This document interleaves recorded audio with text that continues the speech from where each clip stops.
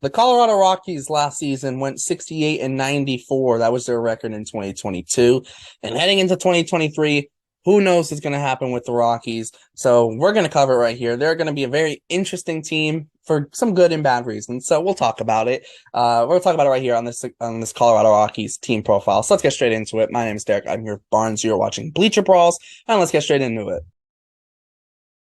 So as I said, 68 and 94 is their record. Obviously, it wasn't a great year for them last year, but heading into 2023, they do have some pieces on their team. So let's talk about those pieces. I'll go to Barnes first. Who are three key players for this Rockets team, and out of those three, who do you think is going to have the biggest impact?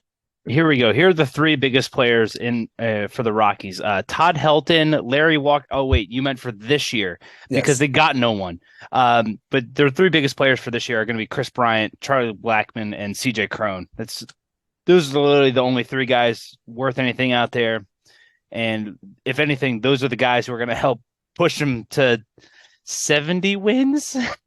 Yeah, it's a very interesting team. I mean, Chris Bryant, they gave that big contract to before 2022, and he played 42 games, and he played only left field.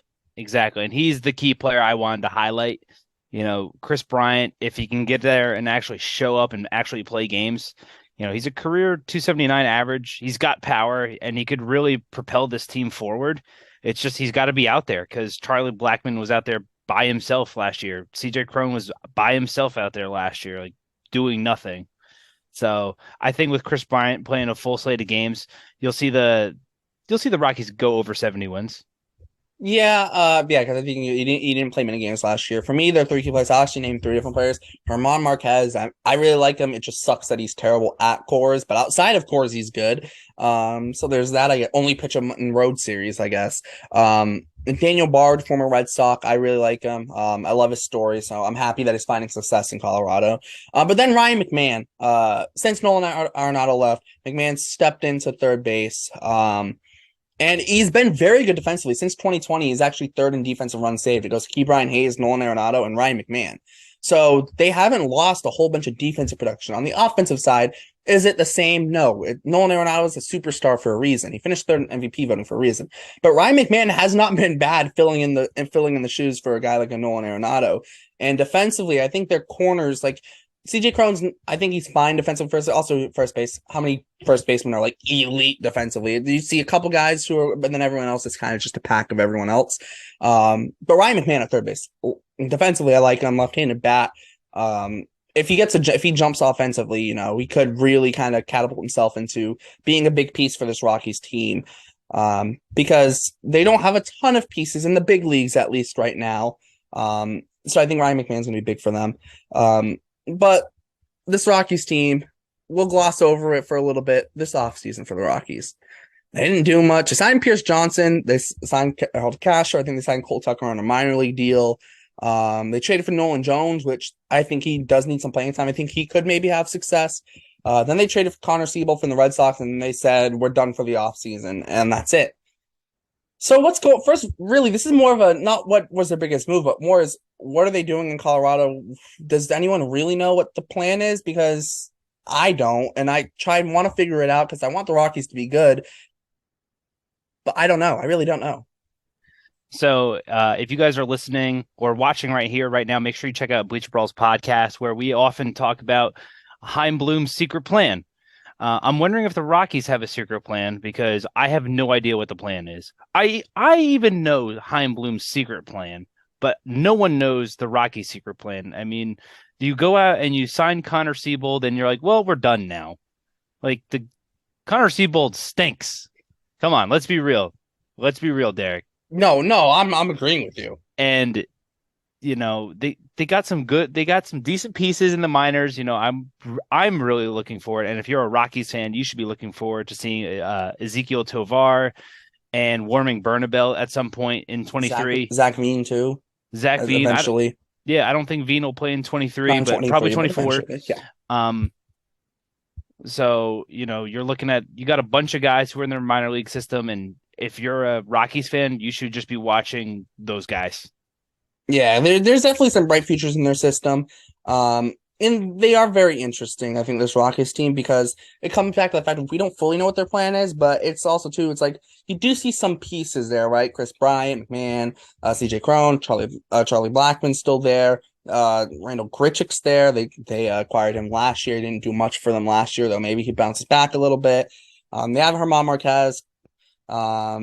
Austin Gomber in the rotation. There's not a lot of pieces, let's be honest. Dylan Silamet, maybe a bounce back candidate in the bullpen. I was let this offseason. I was like, maybe the Red Sox should trade for Dylan Silamet. He looked right in the bullpen, and he's always got that upside.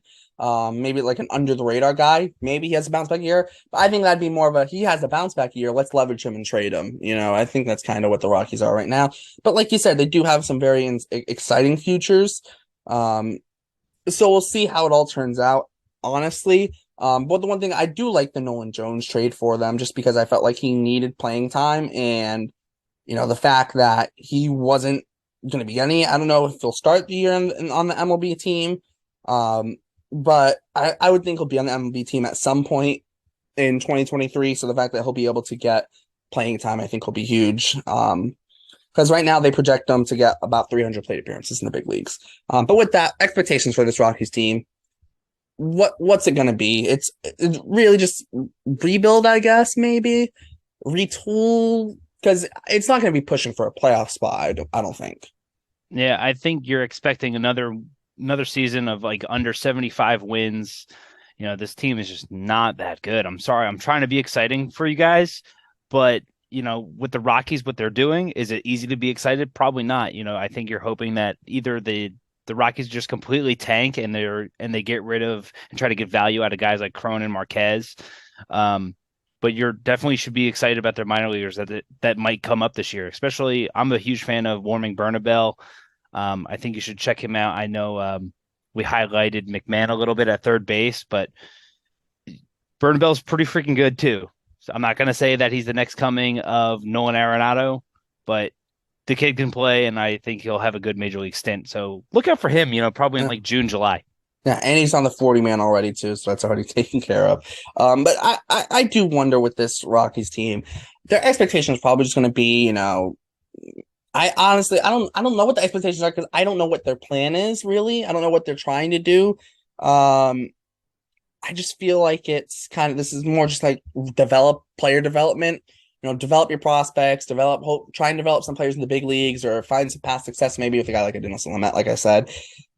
And because we don't really know what their plan is, right? Because they spent money on Chris Bryant, but they also let Trevor Story go, and they traded Arenado. So it is weird. They signed Chris Bryant. A lot of people thought he was going to play third base, but McMahon's been good there, so they're playing him on left field. It is interesting, and trying to figure out where they're going is a little bit different. But yes, it's got to be player development. I think that's got to be the thing for 2023. Any final thoughts on this Rockies team? Good luck. Have fun. You're going to need it out there. Keep your chin up. Hey, Rockies, can you just give us something? Give us something, yes. Please. Give us something to believe in. That's what we want to see, because Rockies do have some good fans. It's just they don't have much to cheer for right now, and it's kind of sad, because baseball fans, I think, as a baseball fan, I want to see the Rockies be good. I mean, to be fair, I want to see a lot of teams be good, because make the league more competitive, and I would love to see a team like the Rockies be able to be good in that market. But I think that's a great place to wrap it up. Rockies fans, if you know more than us on the Rockies, and just what their plans are in general, let us know, because from an outside perspective, it's kind of hard to know. So let's know your thoughts on this team for 2023. Make sure to check out our links in the description. The Bleacher Ball's website, podcast, Instagram, and Twitter. All the crew stories will also be down. Check that out. The first link in the description will be of the team profiles that we've already done, so check that out too. Like, subscribe, hit the notification bell so you're notified whenever we post. For Barnes, my name is Derek.